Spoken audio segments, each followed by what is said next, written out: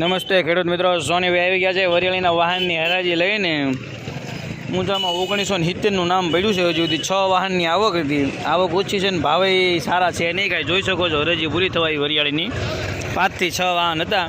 તો ચાલો વરિયાળીની હરાજી જોઈ લઈએ દર્શક મિત્રો. તારીખ 3/5/2025 બોટાદ માર્કેટિંગ યાર્ડ.